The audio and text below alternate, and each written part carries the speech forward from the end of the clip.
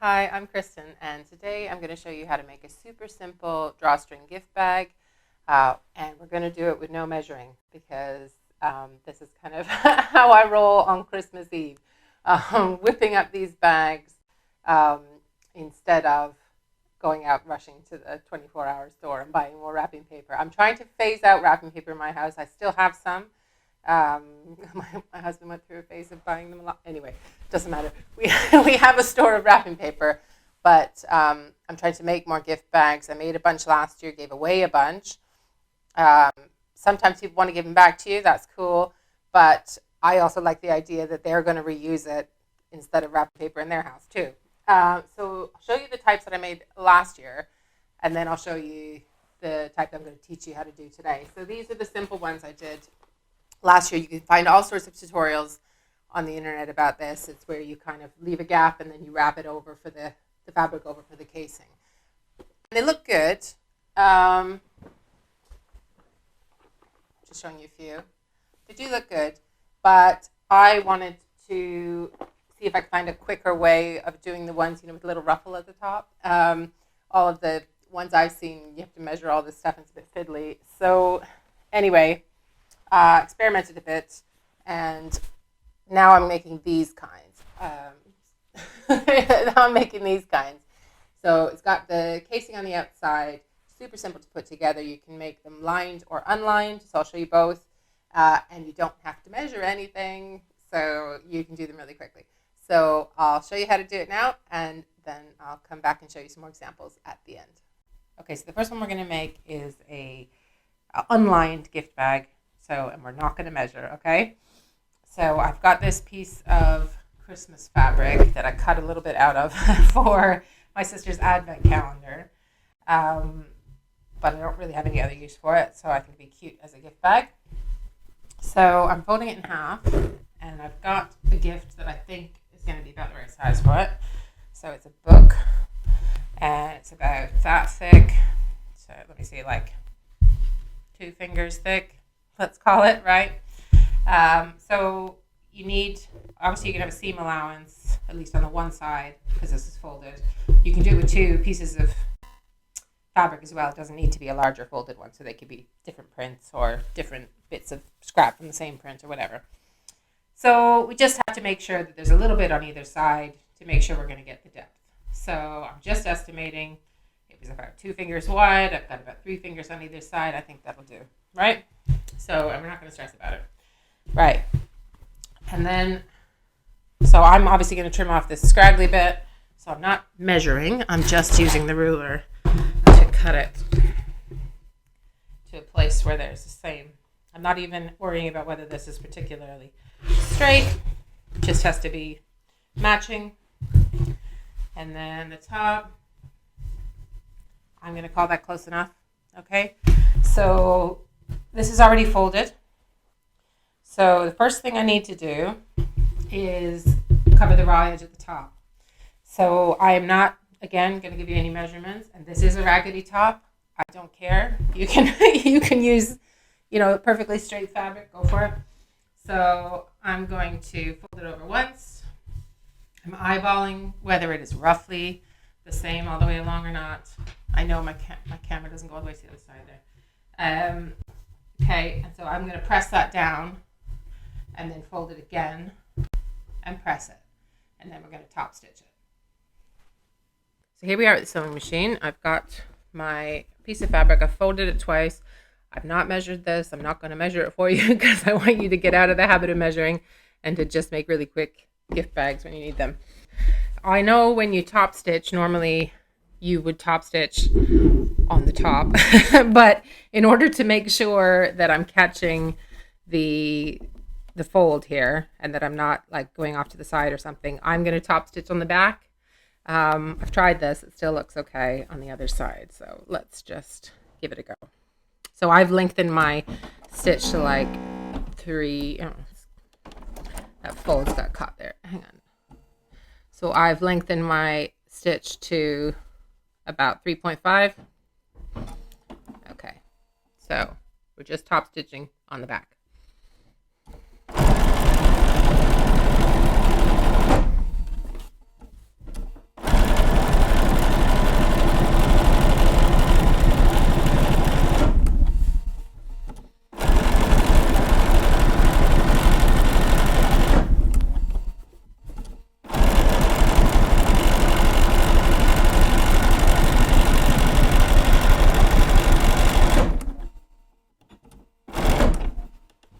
You don't have to backstitch because I just do it by out of habit there. Anyways, so there we go. So that's what it looks like on the other side. That is, can you see that? Let me see. There. That's what it looks like on the other side. But we just made sure we caught that edge. So I think it's better to do it that way. Okay, next up, we're going to add our drawstring casing. Got our fabric all top stitched. I'm just going to lay it out. And then I'm getting a strip. This is from a Moda scrap bag. It's got salvage on it. That's fine. Doesn't matter. So this is probably about 2.5 inches, but I'm not going to measure it and make sure. Sometimes they're a little bit less, a little bit more in the Moda scrap bags. You could make your, this is for the drawstring casing, so you can make it a little less than that. Probably 2 inches would even be fine, or 3, whatever. So don't worry about that. So we're going to line it all the way across, and I'm going to be turning the ends in, just like we did up here. So, and taking into account of the fact I'm going to have my 1/4 inch seam on either side when I put this bag together. So, I don't know if you can see the end of that. There we go. So I'm going to cut this at basically the same width as whatever my bag is. So if you were not using one fabric on both sides of the bag in one piece like this, then you can either sew your 2 panels together and still cut this casing the length of it, or you could cut one casing for each side. So just do the same thing I'm doing here, but for each side. I hope that makes sense. So this one is going to be a drawstring bag with one place where you draw the string. And then if you did it the other way with one of these on either side of either panel of your bag, you'd get the drawstrings on either side. So hopefully that makes sense. So where's my scissors? Okay, I'm going to just cut it right here.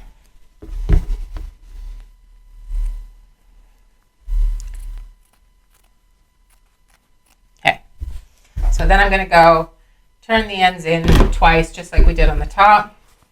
So fold, don't measure, little fold, maybe littler folds than you did on the bag, you know, and then do my top stitching or stitching. It doesn't matter which, because it's really small. You're not going to see this very much, but you can do a top stitch and be a tiny bit prettier. And then I'll come back and show you. Okay, so here it is. I've got it back, and I'm just going to hold it up against there. That seems all right. So I've still got my 1/4 inch, but it should come pretty close together on the ends. Right. Now, next step is we're going to fold it in half this way. So we're not doing any of that thing where you turn it inside out and then you have to put the safety pin in and, you know, jiggle it the right way around. We're not doing that for this, okay? And, oh no, I left the salvage on. We don't mind. It's going to be fine. It's not like a load bearing seam or whatever, whatever you would call that. So, right.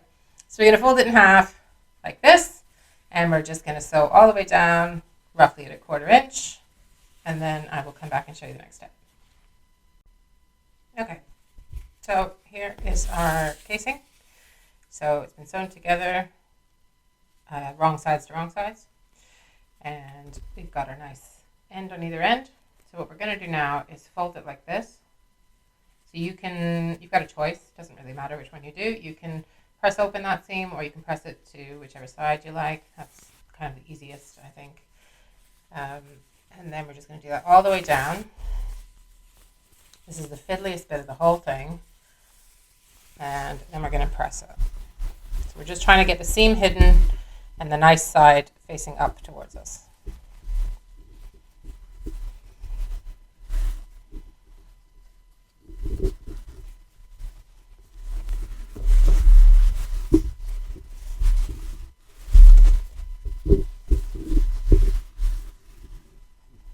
Okay, so that's roughly where we're at there, and the iron's going to help, so we're going to press that down.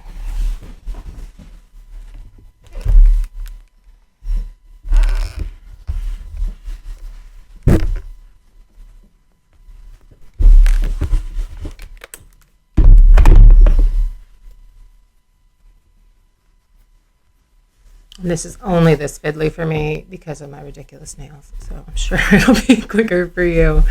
All right.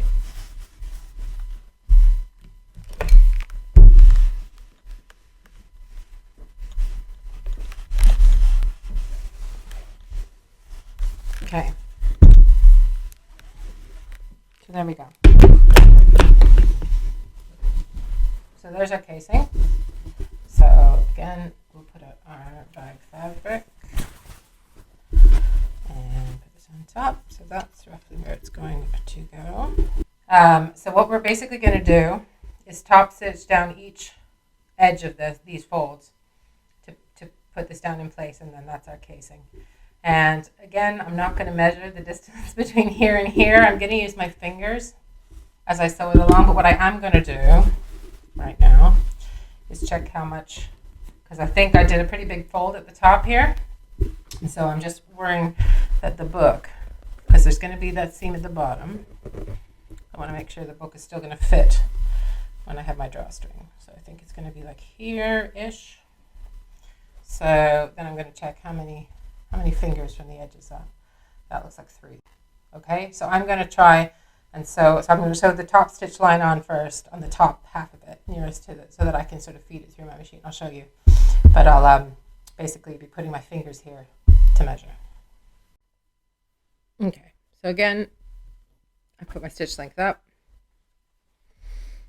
and I'm going to do my 3 fingers and put it here, and I'm just going to check. You can't see it. I'm just pulling it towards myself off camera to check how much space I've got on the other end. We're going to go with that. Okay. So I've got my 3 fingers, and then I'm just going to go as close to the edge of this as I can. I am going to back stitch here.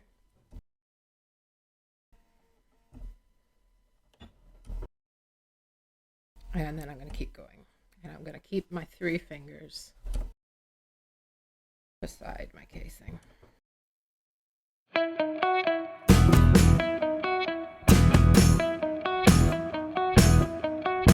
Okay, and so then we just turn it around and we do the same thing. On the other side, you don't really need to use your fingers because now it's pretty much attached, so you're just securing the other side, really. So, but we're still going to do our back stitch at either end.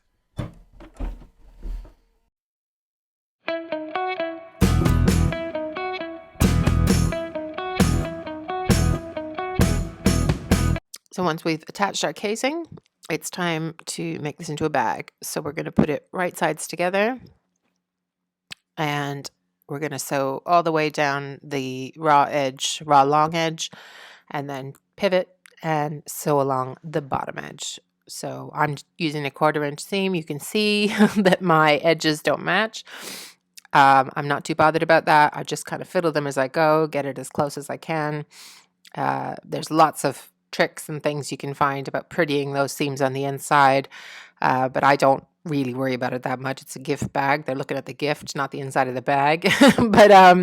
but you can also stay till later in the video, and I've got a lined version of this, which is pretty much as simple. You just have to cut a bit of extra fabric. So if you're worried about how those seams are going to look, then maybe try the lined version. So we're pretty much done now. We just need to turn our bag right side out. You can add gussets, clip corners, do whatever you like if you want to make the bottom prettier, but I'm usually doing this in a speedy kind of way to try and just get my bags made. Do poke the corners out, obviously, to make it look nice in that way, but I don't worry about anything else. So the next thing I'm going to do is find something for the drawstring. I save ribbons from presents that people give me. Sometimes I use selvages, or really skinny fabric trimmings work well as well. This is obviously a ribbon, so it needs to be at least double the size of your bag plus a little extra. So if you think about when it's, obviously you are going to scrunch it up as a drawstring to give it, but when they open it, it has to be long enough so that the end of it doesn't disappear through your casing. So it needs to be long enough to be poking out the end, even when it's all the way open, if that makes sense. So I'm doing this safety pin thing. I've shown you this, I think, in some other projects, but I can't, well, I can do it where you just put the safety pin in and push it all the way through, but it's fiddly. So where I can, I like to use a chopstick to help it along. You can't do it all the way around a bag like this because the chopstick doesn't bend. So I can only do it for the first half, and then I have to revert to finding that safety pin with my finger and pushing it through, which is a little annoying. So usually I use that chopstick trick when I can. But anyway, So you just have to get it all the way through and pull it out the other end.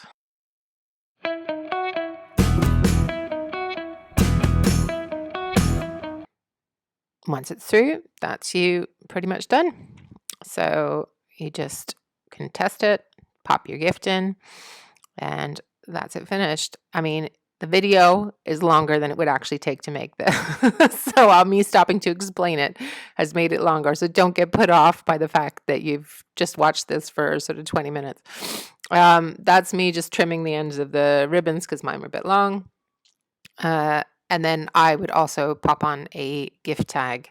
I've got a couple videos about, well, I've got one video about how to make some cardboard gift tags using fabric scraps to sort of pretty them up. And then I've got a blog post on Upcycle My Stuff about how to use your old Christmas cards to use as gift tags. So I'll link to everything, all of that in the description. So if you like that version, then you're all set. But if you want to know how to make it with different panels of fabric or how to make it lined, then stick around and I'll just show you that quickly next.